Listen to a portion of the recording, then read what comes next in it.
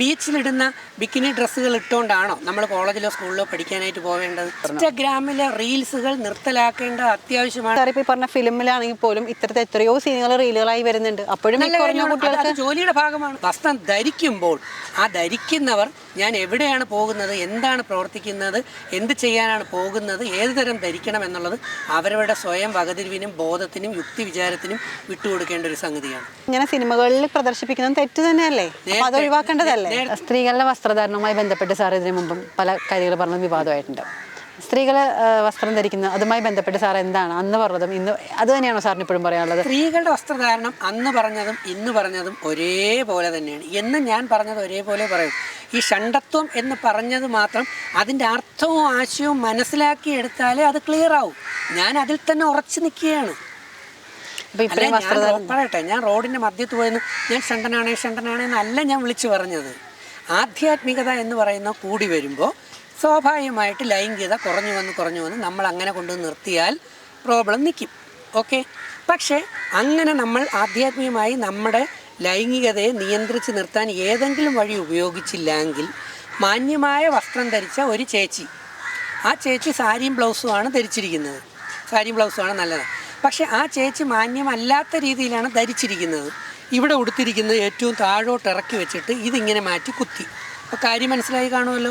ഇവിടെ വെട്ടിയിറക്കി ഇത്രയാക്കി ഇത് താഴോട്ടും കാണിച്ചിട്ട് ഇൻസ്റ്റാഗ്രാമിലെ റീൽസിൽ വന്ന് കിടന്ന് തുള്ളുമ്പോൾ, അല്ലെങ്കിൽ മുഖ്യധാരകളിൽ പ്രദർശനം നടത്തുമ്പോൾ, ഈ നമ്മുടെ കുട്ടികൾ, സ്കൂളിൽ പഠിക്കുന്ന കുട്ടികൾ, UPSC 5ലും 6ലും 8ലും 10ലും +2ലും കോളേജിൽ പഠിക്കുന്ന കുട്ടികൾ ഇത് കാണുമ്പോൾ നേരത്തെ ഞാൻ പറഞ്ഞ സ്വന്തം ലൈംഗികതയെ നിയന്ത്രിച്ച് നിർത്താനുള്ള ആധ്യാത്മികത അല്ലെങ്കിൽ ഷണ്ടത്വം കുറച്ചെങ്കിലും ഭാവിയിൽ കൈവരിക്കാൻ തക്ക രീതിയിൽ ഇപ്പോഴേ പരിശീലനങ്ങൾ നേടിക്കൊണ്ടിരിക്കുന്ന കുട്ടികൾക്കാണെങ്കിൽ അത് നിയന്ത്രിച്ചു വയ്ക്കാൻ പറ്റും. പക്ഷെ അത് നിയന്ത്രിക്കാൻ കഴിയാത്ത വ്യക്തികൾക്കാണെങ്കിൽ ഈ കാഴ്ചകളിലൂടെ അവർ ലൈംഗിക ആസക്തിയിൽപ്പെടുകയും അവരുടെ പഠനം നഷ്ടപ്പെട്ടു പോവുകയും അത് ആ കുട്ടികളുടെ നാശത്തിലേക്ക് എത്തിക്കുകയും ചെയ്യും. അപ്പോൾ സമൂഹത്തിൽ നമ്മൾ വസ്ത്രധാരണം പറഞ്ഞതിനോട് യോജിക്കാൻ സാർ ഇത്ര നേരം പറഞ്ഞതിനോട് ഞാൻ പൂർണ്ണമായി യോജിക്കുന്നുണ്ട്. പക്ഷേ ഈ പറഞ്ഞോട് യോജിക്കാൻ എനിക്ക് പറ്റുന്നില്ല. കാരണം സമൂഹത്തിൽ വസ്ത്രധാരണം എങ്ങനെയാണ് നടത്തേണ്ടതെന്ന് ആരാ ചിന്തിക്കേണ്ടത്? അത് ഒരാളുടെ വസ്ത്രധാരണം കണ്ടിട്ടാണ് വ്യക്തിയുടെ വകതിരിവ്, ആ വ്യക്തിയുടെ ചിന്താധാര, ആ വ്യക്തി അറിഞ്ഞിട്ടുള്ള അറിവ് അതനുസരിച്ച്. ഞാൻ ചോദിക്കട്ടെ, ബീച്ചിലിടുന്ന ബിക്കിനി ഡ്രസ്സുകൾ ഇട്ടുകൊണ്ടാണോ നമ്മൾ കോളേജിലോ സ്കൂളിലോ പഠിക്കാനായിട്ട് പോവേണ്ടത്, അല്ലെങ്കിൽ ഒരു ഫംഗ്ഷൻ അറ്റൻഡ് ചെയ്യാൻ പോവേണ്ടത്? ഓരോന്നിനും ഓരോ ഫോർമൽ ഡ്രസ്സുകൾ, ഓരോ തരം വസ്ത്രങ്ങളുണ്ട്, വസ്ത്രധാരണം ഉണ്ട് എന്നുള്ളത് കേട്ടിട്ടുണ്ടോ? ഇല്ലയോ? ഉണ്ട്. ഇതൊന്നും ഇല്ലാതെ എങ്ങനെയായാലും വല്ല കുഴപ്പമുണ്ടോ? അല്ല, ഞാൻ ചോദിക്കട്ടെ, ഉണ്ടോ? ഞാൻ തോന്നിയ വസ്ത്രം ധരിച്ച് എവിടെ കയറി പോകാനും മൗലിക സ്വാതന്ത്ര്യം ഉണ്ടെന്ന് പറഞ്ഞ് ചെയ്താൽ. അല്ല സാർ, ഇപ്പൊ നേരത്തെ പറഞ്ഞത് ഇൻസ്റ്റാഗ്രാമിൽ പോസ്റ്റ് ചെയ്യുന്ന ഒരു കാര്യം, ഇൻസ്റ്റാഗ്രാമിലെ റീൽസുകൾ നിർത്തലാക്കേണ്ട അത്യാവശ്യമാണ്. അല്ല, ഞാൻ ചോദിക്കട്ടെ, അങ്ങനെയാണെങ്കിൽ ഈ ഒരു ബിക്കിനി ഇട്ട് നമ്മൾ, അല്ലെങ്കിൽ ഒരു സ്വിം സ്യൂട്ട് ഇട്ട് നമ്മളൊരു ബീച്ചിൽ പോയി, ഈ ഒരു പിക്ക് നമ്മൾ ഇൻസ്റ്റയിൽ അപ്ലോഡ് ചെയ്യുമ്പോൾ ഒരിക്കലും നമുക്ക് സാരി ഉടുത്തൊന്നും അപ്ലോഡ് ചെയ്യാൻ പറ്റില്ലല്ലോ. അവിടെ എടുത്തൊരു ഫോട്ടോ എടുത്തിടുന്നതിനെ കുറിച്ചല്ല, റീൽസിൽ ഫോട്ടോയാണോ ഉള്ളത്? അതാണ്. അല്ല, അവര് നടന്നു പോകുന്നതോ അവര് വെള്ളത്തിൽ നീന്തുന്നതോ ഒക്കെ നമ്മൾ ഇട്ട് കഴിഞ്ഞാൽ അത് കണ്ടിട്ട്. ഞാൻ പറഞ്ഞത് അങ്ങനെയല്ല, കുട്ടികളിൽ ലൈംഗിക ആസക്തി ഉണ്ടാകുന്ന തരത്തിലുള്ള റീൽസിനെ കുറിച്ച്. ഇവിടെ ഇപ്പം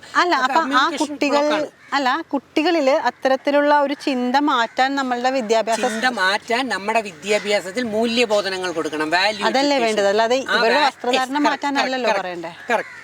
മൂല്യബോധനമുള്ള വാല്യൂ എഡ്യൂക്കേഷൻ നമ്മുടെ സ്കൂൾ സിസ്റ്റത്തിലോ കോളേജ് സിസ്റ്റത്തിലോ എവിടെയെങ്കിലും ഉണ്ടോ?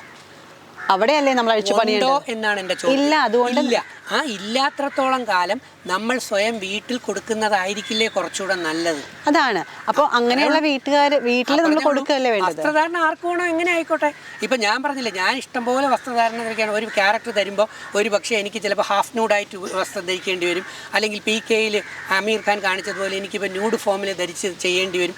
അതൊക്കെ എൻ്റെ ഡ്യൂട്ടിയുടെ ഭാഗമാണ്. അല്ല, അപ്പോൾ ഇതും സോഷ്യൽ മീഡിയയിൽ വരുന്നതാണ്, ഡ്യൂട്ടിയുടെ ഭാഗമല്ല.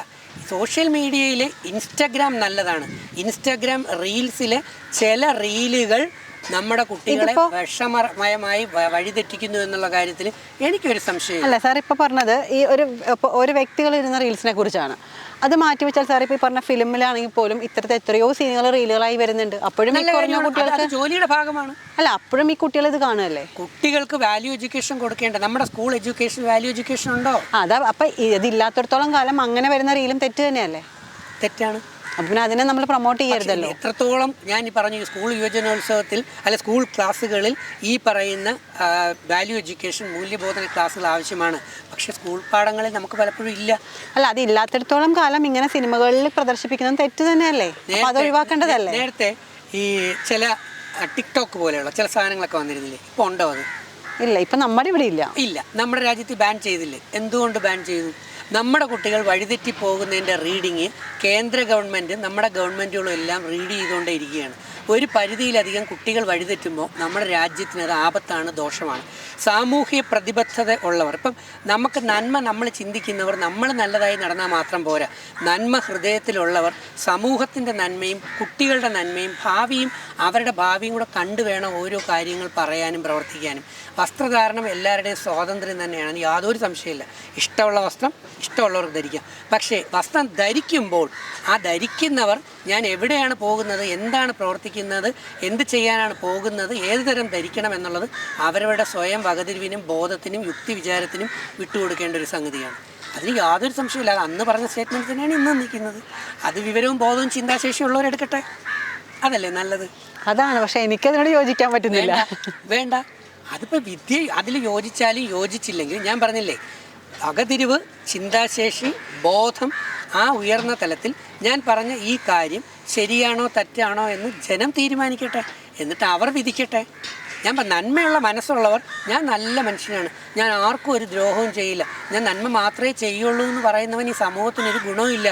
അയാൾ സമൂഹത്തിലേക്കുള്ള മറ്റുള്ളവർ കൂടെ നന്മയുണ്ടാകുന്ന പ്രവൃത്തികൾ ചെയ്തില്ലെങ്കിൽ ശരിയല്ലേ? മറ്റേനെ സെൽഫിഷ്നെസ്സേ പറയാൻ പറ്റൂ. സ്വാർത്ഥൻ ദൈവവിശ്വാസിയാണ്, അവൻ ഒരിക്കലും സ്വർഗത്ത് പോകില്ല എന്നല്ല. അവനൊരുവിധം ഇപ്പം അല്ലെങ്കിൽ മറ്റൊരു അവസരത്തിൽ അവന് പണി കിട്ടും. നിസ്വാർത്ഥതയോടെ നമ്മൾ കാര്യങ്ങൾ ചെയ്യുക. ഞാൻ നേരത്തെ പറഞ്ഞ ഷണ്ടത്വവും കൂടെ ഇതിൽ കൂടെ ചേർത്ത് വയ്ക്കുകയാണെങ്കിൽ ഭഗവത്ഗീതയിൽ ഭഗവാൻ കൃഷ്ണൻ പറഞ്ഞ തന്ത്രമാണത്. അനാസക്ത ഭാവത്തിൽ വേണം നമ്മൾ എല്ലാ കാര്യങ്ങളും ചെയ്യാൻ. ആസക്തി കൂടുന്നത് നമുക്ക് പലപ്പോഴും ഒട്ടലുകൾ ഉണ്ടാക്കും. നമ്മൾ ബന്ധത്തിൽ ഒട്ടി നിൽക്കുമ്പം നമുക്ക് മോക്ഷം എന്ന് പറയുന്നൊരു തലത്തിലേക്ക് എത്തിച്ചേരാൻ പറ്റത്തില്ല. അതൊന്നും പറഞ്ഞാൽ ചിലപ്പോൾ വിദ്യയ്ക്ക് അങ്ങോട്ട് അത്ര പെട്ടെന്ന് മനസ്സിലാവണമെന്നില്ല. അതാണ് ചെറുപ്പത്തിൻ്റെ രക്തത്തിളപ്പ്. പക്ഷേ ചെറുപ്പത്തിലും ഈ ആധ്യാത്മിക രഹസ്യങ്ങൾ മനസ്സിലാക്കുന്ന ചെറുപ്പക്കാരുടെയും കുട്ടികളുടെ എണ്ണം ഇന്ന് കൂടി വരികയാണ്. അതുകൊണ്ട് എന്നെ സംബന്ധിച്ച് ഞാൻ പറഞ്ഞ സ്റ്റേറ്റ്മെൻറ്റിൽ തന്നെ നിൽക്കുകയാണ്. വസ്ത്രധാരണ ഉൾപ്പെടെ എല്ലാ കാര്യങ്ങളും നമ്മുടെ സാമൂഹികമായ ഒരു ചുറ്റുവട്ടവും കൂടെ കണ്ടുകൊണ്ട് വേണം നമ്മൾ ചെയ്യാൻ. നമ്മളിപ്പം വാഷിങ്ടണിൽ പോകുന്നു, അല്ലെങ്കിൽ മിയാമി ബീച്ചിൽ പോയിട്ടാണ് നമ്മളിങ്ങനെ ഈ നേരത്തെ പറഞ്ഞ ബിക്കിനി ഷൂട്ടും അല്ലെങ്കിൽ അങ്ങനെ കിടക്കുന്നെങ്കിൽ അവിടെ ആരും ഇത് മൈൻഡ് ചെയ്യാൻ പോകുന്നില്ല. കാരണം എന്താണ്? മിയാമി ബീച്ചിൻ്റെ അവസ്ഥയാണ്. നമ്മൾ ഗോവൻ കടപ്പുറത്ത് പോയാണ് ഇങ്ങനെ ചെയ്യുന്നതെങ്കിൽ ഒരു കുഴപ്പമില്ല, അവിടെ ആരും ശ്രദ്ധിക്കാൻ പോകുന്നില്ല. കോവളത്ത് പോയി ബീച്ചിൽ പോയി ചെയ്താലും ഇതൊന്നും ആരും ശ്രദ്ധിക്കാൻ പോകുന്നില്ല. പക്ഷേ മുഖ്യധാരയിൽ പബ്ലിക്കായിട്ട് ജനങ്ങളുടെ മുമ്പിൽ നമ്മൾ എത്തിച്ചേരുമ്പോൾ നമ്മളുടെ വസ്ത്രധാരണം കൂടെ ഒരു പൊതുബോധം എന്ന് പറയുന്ന ജനം ശ്രദ്ധിക്കും. അതാണ് ബഹുഭൂരിപക്ഷം വരുന്ന 80% ആൾക്കാർ എന്ന് പറയുന്നത്. ബാക്കി വരുന്ന 5 മുതൽ 10%, ഇപ്പോൾ എന്നെ തെറി വിളിക്കുന്ന ആരാ? 5% വരുന്ന കുറേ ആൾക്കാർ മാത്രമേ ഉള്ളൂ. 90-80% വരുന്ന മുഖ്യധാരയിൽ ചിന്തിക്കാൻ ശേഷിയുള്ള ജനങ്ങളിരിക്കുകയാണ്. അവർക്ക് മനസ്സിലാകും. നിയന്ത്രണത്തിനെക്കുറിച്ചാണ് ഡോക്ടർ അജിത് കുമാർ അല്ലെങ്കിൽ രജിത്തേട്ടൻ പറഞ്ഞുകൊണ്ടിരിക്കുന്നത്. സ്വന്തം ശരീരത്തെ നിയന്ത്രിച്ച് കാണിച്ചു കൊടുക്കണമല്ല. ഞാൻ ആരെയും ബലാത്സംഗം ചെയ്യാനും പീഡിപ്പിക്കാനും ഒന്നും പോയില്ല. എന്നെക്കണ്ട് ആരും ഓടിപ്പോവില്ല. ഇനിയിപ്പോൾ എന്നെക്കണ്ട് കൂടുതൽ കുട്ടികൾ, ആൺകുട്ടികളായാലും പെൺകുട്ടികളായാലും സ്ത്രീകളെ ഓടി വന്ന് എൻ്റെ സമീപത്തേക്ക് വരത്തേ ഉള്ളൂ. എനിക്ക് ഷേക്കൻ്റെ അല്ല, എന്നോടൊപ്പം സഹകരിക്കും. എന്നോടൊപ്പം ഇനി ഏത് രാത്രിയിലും ഏത് പകലും ലോകത്ത് എവിടെ സഞ്ചരിക്കാനും സ്ത്രീകളും പെൺകുട്ടികളും ധൈര്യപ്പെടും. ശരിയല്ലേ? കാരണം ഞാനൊരു മൃഗമല്ല. ഏറ്റവും വെനമസ് മൃഗമാരെന്നറിയാമോ? ഏറ്റവും ഡേഞ്ചറസ് ആയ മൃഗമാരെന്നറിയാമോ? ജ്ഞാനമില്ലാത്ത മനുഷ്യനല്ല, ജ്ഞാനമില്ലാത്ത വകതിരിവില്ലാത്ത മനുഷ്യനാണ് ഏറ്റവും വലിയ ഡേഞ്ചറസ് ആയിട്ടുള്ള മൃഗം. അതിനെ സൂക്ഷിക്കണം. ആ മനുഷ്യരോട് ആണ് നമ്മൾ സൂക്ഷിച്ച് പെരുമാറേണ്ടത്. എന്തുകൊണ്ട് പണ്ട് സന്യാസിമാർ കാട്ടിൽ തപസ് ചെയ്തപ്പോൾ ആധ്യാത്മിക ആചാര്യന്മാരുടെ അടുത്ത് സിംഹവും കടുവയും പല മൃഗങ്ങളും മാനും വന്ന് അടുത്തിരുന്നു എന്ന് നമ്മൾ കാണുന്നു, കേൾക്കുന്നു. അവരെ ഒന്നും ഒരു സിംഹവും പാമ്പും കഴിച്ചു കൊന്നില്ലല്ലോ. എന്തുകൊണ്ടാണ്? അവരുടെ ശരീരത്തിൽ നിന്ന് പുറത്തേക്ക് വരുന്ന ആധ്യാത്മിക ഊർജം, പോസിറ്റീവ് എനർജി, ആ ഊർജം എന്നിൽ നിന്ന് പുറത്തു വരാനുള്ള തീവ്രയജ്ഞ പരിശീലനത്തിലാണ് ഞാൻ. അതിന് ഞാൻ എന്നെ മാക്സിമം ഷണ്ടത്വത്തിലേക്ക്, അല്ലെങ്കിൽ ഇംഗ്ലീഷിൽ പറഞ്ഞാൽ എറക്റ്റൈൽ ഡിസ്ഫങ്ഷനിലേക്ക് ആക്കി മാറ്റിക്കൊണ്ടിരുന്നാലേ എന്നിൽ നിന്ന് പോസിറ്റീവ് ഊർജം, നന്മയുടെ ഊർജം, ആ ചൈതന്യം പുറത്തേക്ക് വരും. ആ ആധ്യാത്മിക ഊർജ്ജമുള്ളവരുടെ മുഖം കണ്ടാൽ അങ്ങനെയുള്ള ആൾക്കാരെ കണ്ടറിയാം, അവരുടെ ഫേസിൽ നല്ലൊരു തേജസ് ഉണ്ടാകും. അല്ലാതെ ലൈംഗിക ഊർജ്ജം നിറഞ്ഞു കിടക്കുന്നവരുടെ ഫേസ് പോയി നോക്കൂ, കാമാസക്തി നിറഞ്ഞ കണ്ണുകളും മുഖവും ശരീരവും തീക്ഷ്ണമായ ബോഡി ലാംഗ്വേജും ആയിരിക്കും. എനിക്ക് അങ്ങനെ ഒരു ജീവിതം വേണ്ട. എനിക്ക് ദൈവം എല്ലാവരും എന്നെ കണ്ട് സ്നേഹത്തോടെ ഓടി വന്ന് എൻ്റെ അടുത്തേക്ക് എത്തുന്നത് തന്നെയാണ് എനിക്ക് കൂടുതൽ ഇഷ്ടം. അതിന് ഞാൻ കൂടുതൽ എൻ്റെ ലൈംഗികതയെ നിയന്ത്രിച്ച് ഞാൻ സീറോ ലൈംഗികതയിൽ എത്തുമ്പോഴാണ് എനിക്ക് മോക്ഷം എന്ന് പറയുന്ന തലത്തിലേക്ക് എത്തും. അല്ലാതെ ഒരു മനുഷ്യനും മോക്ഷമൊന്നും കിട്ടാൻ പോകുന്നില്ല. ചുമ്മാ ഭാഗവത സപ്താഹത്തിൽ വന്നിരുന്ന് കഞ്ഞിയും പായസവും സദ്യയൊക്കെ അടിച്ചിട്ട് പോകാമെന്ന് മാത്രമേ ഉള്ളൂ, ആധ്യാത്മിക തത്വം മനസ്സിലാക്കിയില്ലെങ്കിൽ. തമാശയിൽ പറഞ്ഞ ഈ സെൻറ്റൻസ് വളരെ ഉയർന്ന ഒരു ആധ്യാത്മിക രഹസ്യമാണ്. ഏറ്റവും വലിയ കാര്യങ്ങളും രസകരമായി പറഞ്ഞു കൊടുക്കുക എന്നുള്ള ദൈവം എനിക്ക് എന്നിരിക്കുന്ന പ്രത്യേക കഴിവാണ്. സാർ അധ്യാപകനാണല്ലോ, അപ്പോൾ തീർച്ചയായും അത് ചേട്ടൻ അങ്ങനെ വിളിക്കും. ചേട്ടൻ അധ്യാപകനായതുകൊണ്ടായിരിക്കും. അപ്പം ഇപ്പം ഞാൻ വീണ്ടും എൻ്റെ ഈ പറഞ്ഞ ആ ലൈംഗിക കൺട്രോൾ നിയന്ത്രണത്തിൽ വന്നു കഴിയുമ്പം ഇത് നിയന്ത്രിച്ചു വയ്ക്കുന്ന ആൺകുട്ടികൾക്ക് ഒരുപാട് ഗുണങ്ങളുണ്ടാവും. എന്താണ് ഗുണം? ചിലടത്ത് യൂട്യൂബുകൾ വന്നിരുന്ന് നിങ്ങൾ ചിലരെയൊക്കെ കണ്ടിട്ടുണ്ട്, ഇഷ്ടം പോലെ പിള്ളേർ മാസ്റ്റർബേറ്റ് ചെയ്തോട്ടെ, ഇഷ്ടം പോലെ പിള്ളേർ തോന്നി പോലെ പോയിക്കോട്ടെ, ഇഷ്ടം പോലെ പിള്ളേർ ലഹരി അടിച്ചോ അല്ലെങ്കിൽ സ്മോൾ അടിച്ചോട്ടെ, അവർ എൻജോയ് ചെയ്യട്ടെ, സെലിബ്രേറ്റ്. ഇതൊക്കെ പറഞ്ഞ് പിള്ളേരെ അഴിച്ചു വിടാൻ കുറേ പേരിറങ്ങും. അതിന് സപ്പോർട്ട് ചെയ്യാൻ ഞാൻ നേരത്തെ പറഞ്ഞ 5% താഴെയുള്ളവർ കമൻറ്റ് ഇടാൻ വരും. പക്ഷേ ബഹുഭൂരിപക്ഷം പേർക്കറിയാം ഓരോ അമ്മയും അച്ഛനും അവരുടെ മക്കളെ സൃഷ്ടിച്ച് അവരെ വളർത്തി ഉയർത്താൻ പെടുന്ന പാട്. പ്രത്യേകിച്ച് UAE, GCC, ഗൾഫ്, അമേരിക്ക, ലോക രാജ്യങ്ങളിലുള്ള പ്രവാസികളാണ് എന്നെ ഏറ്റവും കൂടുതൽ ഇഷ്ടപ്പെടുന്നത്. കാരണം അവരുടെ കുട്ടികൾ ഇവിടെ വഴിതെറ്റാതിരിക്കാനാണ് എന്നെപ്പോലെയുള്ളവർ ഫൈറ്റ് ചെയ്യുന്നത്, ബഹളം വയ്ക്കുന്നത്. അപ്പോൾ നിങ്ങളൊന്ന് ആലോചിച്ച് നോക്കിയോ, 5ാം ക്ലാസ്സിലും 10ാം ക്ലാസ്സിലും പഠിക്കുന്ന കുട്ടികളോട് പറയുകയാണ്, നിങ്ങൾ ഇഷ്ടം പോലെ മാസ്റ്റർബേറ്റ് ചെയ്തോളൂ. സാധാ ആൾക്കാർക്ക് ഈ മാസ്റ്റർബേറ്റ് ചെയ്തോളൂ എന്ന് ചിലർ വന്നിരുന്ന് പറയുമ്പോൾ മനസ്സിലാവുമെന്ന് എനിക്ക് അറിഞ്ഞിട്ടുണ്ട്. അതുകൊണ്ട് ഞാൻ മലയാളത്തിലേക്ക് പോവാം. നിങ്ങൾ കേട്ട് കാണും, ഭഗവത്ഗീതയിൽ ഞാൻ കൂട്ടുപിടിക്കുന്നു. ഭഗവത്ഗീതയിൽ കൃഷ്ണൻ പറഞ്ഞ പോലെ രേതസ് എന്ന് പറഞ്ഞ സെമനെ അന്യായമായി വേണ്ടാതെ പുറത്തേക്ക് കളയാൻ പാടില്ല എന്നാണ്. അപ്പോൾ നമ്മുടെ കുട്ടികൾ 10 വയസ്സ് തൊട്ട് അല്ലെങ്കിൽ 10-12 വയസ്സ് തൊട്ട് അല്ലെങ്കിൽ 8-10 വയസ്സ് തൊട്ട് അവർ ഈ നേരത്തെ പറഞ്ഞ അശ്ലീല വീഡിയോകൾ, മോശപ്പെട്ട വീഡിയോകൾ, മോശപ്പെട്ട കാഴ്ചകൾ കണ്ടുകൊണ്ട് അവരുടെ ശരീരത്തിലെ ഈ ലൈംഗിക ഊർജം അല്ലെങ്കിൽ ഈ പറഞ്ഞ സെമനെ ഒരു ദിവസം തന്നെ പല പ്രാവശ്യം ശരീരത്തിൽ നിന്ന് നഷ്ടപ്പെടുത്തി ഒരു 10 വർഷം 15 വർഷക്കാലം ശരീരത്തെ മുഴുവൻ വറ്റിച്ച് നശിപ്പിച്ച് ഇല്ലാതാക്കി മാറ്റിക്കളഞ്ഞാൽ, എൻ്റെ ചോദ്യം, ഇന്ന് ആശുപത്രികളുടെ എണ്ണം കൂടി വരുന്നതിൽ വിദ്യ കേട്ടിട്ടുണ്ടാകും. ഗൈനക്കോളജിക്ക് ആൻഡ് ഇൻഫെർട്ടിലിറ്റി ക്ലിനിക്കുകളുടെ എണ്ണം കൂടി വരുന്നോ കുറഞ്ഞു വരുന്നോ? കൂടി വരിക. കല്യാണം കഴിഞ്ഞ് പല പയ്യന്മാർക്കും കൗണ്ടില്ല, മോട്ടിലിറ്റി ഇല്ല, ഗുണനിലവാരമുള്ള ബീജങ്ങളില്ല, അതിൻ്റെ കുറവെന്ന് പറയുന്ന കേട്ട് കൂടി വരുന്നോ കുറഞ്ഞു വരുന്നോ? കൂടിയാണ് വരുന്നത്. നിങ്ങൾക്കൊന്നൊരു സാമൂഹ്യ പ്രതിബദ്ധതയില്ലേ കുട്ടികളിലേക്ക് ഈ സത്യം എത്തിക്കുക എന്ന്? ഒരു തെങ്ങിൻ്റെ മണ്ട പോയി കഴിഞ്ഞാൽ പിന്നെ ആ മണ്ടയിൽ നിന്ന് വരുന്ന പൂ ഇന്ന് നല്ല വെള്ളയ്ക്ക വരുമോ? അത് പിന്നെ നല്ല തേങ്ങയാവുമോ? അപ്പോൾ നമ്മളിടുന്ന ഇറുകിയ വസ്ത്രധാരണം, ഞാൻ പണ്ട് ജീൻസിനെ കുറിച്ച് പറഞ്ഞപ്പോൾ എന്നെ എടുത്ത് ഇലക്കി. ഞാൻ ജീൻസ് മാത്രമല്ല പറഞ്ഞത്, ഇറുകിയ അണ്ടർ ഗാർമെൻറ്റുകൾ, ടൈറ്റ് വസ്ത്രങ്ങൾ. അന്ന് പ്രവാചകൻ പറഞ്ഞ വചനങ്ങൾ ഉപയോഗിച്ചാണ് ഞാൻ ഉദ്ധരിച്ചാണ്, അവിടെ നിന്നാണ് ഞാൻ പഠിച്ചു തുടങ്ങിയത്. ശരീരത്തിന് കാലാവസ്ഥയ്ക്ക് ചേരാത്ത ഇറുകിയ വസ്ത്രങ്ങൾ, കളർ ചേർന്ന ആഹാരങ്ങൾ, ഫാസ്റ്റ് ഫുഡ് കുത്തിക്കയറ്റുന്നത്, മൊബൈൽ ഫോൺ റേഡിയേഷൻ കൊണ്ട് ഒരുപാട് ഡാമേജ് ഉണ്ടാകുന്നു എന്ന് പറയുന്നു. പെൺകുട്ടി ആൺകുട്ടി ഉൾപ്പെടെ ഇവിടുത്തെ പോക്കറ്റിലേക്ക് മൊബൈൽ ഇറക്കി വെച്ചേക്കുമ്പോൾ ഇവിടെയാണ് ഓവർ ഇരിക്കുന്നതെന്നുള്ള കാര്യം അറിയാമോ? ഈ പോക്കറ്റിൻ്റെ അടുത്ത് തന്നെയാണ് ടെസ്റ്റക്കിൾ ഇരിക്കുന്നതെന്ന് അറിയാമോ? മൊബൈൽ ടവറിൻ്റെ ചുറ്റുവട്ടത്തും റേഡിയേഷൻ ഫ്രീക്വൻസിയെ കുറിച്ച് പറയുന്ന നിങ്ങൾ പോക്കറ്റിനകത്ത് ഇറക്കി വെച്ചേക്കുന്ന 2 മൊബൈൽ, ഒരു മൊബൈലിൻ്റെ മൈക്രോവേവ് ഈ ശരീരത്തിൻ്റെ ഏറ്റവും പ്രധാനപ്പെട്ട ഭാഗത്തിലേക്ക് അടിക്കുന്നതിനെക്കുറിച്ച് എന്തുകൊണ്ടാരും പറയുന്നില്ല? അങ്ങനെയുള്ള ഈ ബീജം, എന്താണ് ഈ ബീജം എന്ന് പറയുന്ന സാധനം? നമ്മൾ കഴിക്കുന്ന ആഹാരം, അന്നമയ കോശം എന്ന് പറയുന്ന സാധനം. ആ ആഹാരം കഴിക്കുമ്പോൾ ആഹാരം അകത്ത് ചെന്നിട്ട് ഓജസ് എന്ന് പറയുന്ന കൊഴുപ്പായിട്ട് മാറും. ഈ ഓജസ് 2 രീതിയിലാണ് മാറുന്നത്. ഓജസ് വേണമെങ്കിൽ തേജസ് എന്ന് പറഞ്ഞ രീതിയിൽ കൺവേർട്ട് ചെയ്തുകൊണ്ട് ശരീരത്തിൻ്റെ ആത്മീയ ഊർജത്തിന് വേണ്ടിയായിട്ട് ഉപയോഗിക്കാം. അങ്ങനെയുള്ള വ്യക്തികളെ കാണുമ്പോൾ ഒരു പ്രഭാവം കാണും, ഒരു തേജസ് കാണും. അവരെ കാണുമ്പോൾ തന്നെ ഒരു ദൈവിക സാന്നിധ്യവും സാമീപ്യവും നമുക്ക് ഫീൽ ചെയ്യും. 2, ഈ ഓജസ്സിനെ വേണമെങ്കിൽ എന്താക്കാൻ, രേതസ്സാക്കി മാറ്റാം. ലൈംഗിക ഊർജം, ലിബിഡോ, ലൈംഗിക ഊർജ്ജമായ രേതസ്സാക്കി മാറ്റും. ഈ രേതസ് ഇങ്ങനെ ഡിസ്ചാർജ് ചെയ്ത് പലവട്ടം ഡിസ്ചാർജ് ചെയ്ത് കളഞ്ഞിട്ട് അവസാനം ചെല്ലുമ്പോൾ ഒരു നല്ല കുടുംബത്തിൽ ചെന്ന് കയറുമ്പം പാവം പെങ്കൊച്ചിൻ്റെ തലയിൽ നമുക്ക് കൊണ്ടുവയ്ക്കാം, കുഴപ്പം അവിടെയാണെന്ന് പറഞ്ഞു. അപ്പോഴും നമ്മുടെ സ്വന്തം തെറ്റുകൾ നമ്മൾ പലപ്പോഴും സ്വീകരിക്കില്ല. എൻ്റെ ഒരു ചോദ്യം ഇതാണ്, പശുവിൻ്റെ കൂടുതൽ പാല് കിട്ടാൻ വേണ്ടി ജേഴ്സി, സ്വിസ് ബ്രൗൺ എന്ന് പറഞ്ഞ പശുക്കളെ കേട്ടിട്ടുണ്ടോ? ഈ പശുക്കളിലേക്ക് കുത്തിവെക്കുന്ന കാള എന്ന് പറഞ്ഞതിൻ്റെ ബീജം എന്ന് പറയുന്നത് മറ്റ് രാജ്യങ്ങളിൽ നിന്ന് കൊണ്ട്, സ്വിറ്റ്സർലൻഡിൽ നിന്നൊക്കെ കൊണ്ടുവരുന്ന കാളകളാണ്, ബുള്ളുകളാണ്, ബുള്ളിൻ്റെ ബീജങ്ങളാണ്. കേട്ടിട്ടുണ്ടോ? IVF എന്ന് പറഞ്ഞാൽ അവിടെയുണ്ട്. സങ്കരവർഗ പശുക്കളെ ഉണ്ടാക്കാൻ. എന്തിനാണ്? കൂടുതൽ പാല് കിട്ടാൻ തന്നെ. അപ്പം നല്ല ബീജങ്ങളും നല്ല അണ്ടങ്ങളും തമ്മിൽ ചേർന്നാൽ മാത്രമേ നല്ല ഗുണനിലവാരമുള്ള കുട്ടികൾ ഉണ്ടാകാനുള്ള സാധ്യത കൂടുതലുള്ളൂ. ശരിയാണോ തെറ്റാണ്? ശരിയാണ്. ഉറക്കപ്പറ. ശരിയാണ്. ശരിയാണ്. അതിന് ശബ്ദം കുറച്ചുള്ളായിരുന്നു. ഇതൊക്കെ ജനങ്ങൾ കാണേണ്ടോ അറിയേണ്ടോ പാഠങ്ങളാണ്. നിങ്ങൾ ഡോക്ടേഴ്സിനെയും കൊണ്ടിരുന്ന് പറയിപ്പിക്കുന്നതാണ്. നല്ല ഡോക്ടർമാർ പറയുന്നുണ്ട് ഞാൻ പറഞ്ഞത് പലതും ശരിയാണ് എന്ന്. അപ്പം ആ സംഗതി അതുപോലെ തന്നെ നമുക്കറിയാം. നമ്മൾ എന്താ അൾസേഷൻ പട്ടി ഡോബർമാനെയൊക്കെ ഉപയോഗിക്കും. നാടൻ പട്ടിയേക്കാൾ എന്താണ് ക്രോസ് ചെയ്ത് കൊണ്ടുവന്ന സംഗതികളാണ്. അതുപോലെ ടീൻറ്റൂടി തെങ്ങുകൾ. അപ്പോൾ ഏറ്റവും ഗുണനിലവാരമുള്ള മൃഗങ്ങൾ നമുക്ക് വേണം, ഏറ്റവും ഗുണനിലവാരമുള്ള ചെടികൾ നമുക്ക് വേണം. അപ്പോൾ ഏറ്റവും ഗുണനിലവാരമുള്ള മനുഷ്യക്കുട്ടികൾ നമുക്ക് വേണ്ടേ?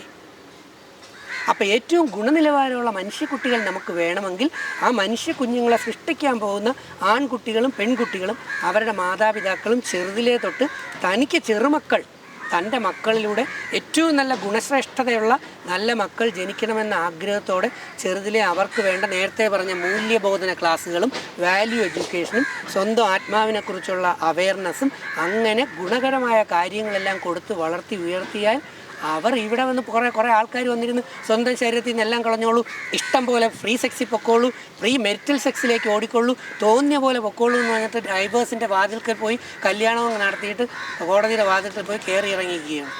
കഷ്ടമല്ലേ നമ്മുടെ കുട്ടികളുടെ അവസ്ഥ? നമ്മൾ നല്ല ബോധവൽക്കരണം നടത്താൻ എന്നെക്കാളും എടുക്കുന്ന ആൾക്കാർ ഇവിടെ ഉണ്ട്.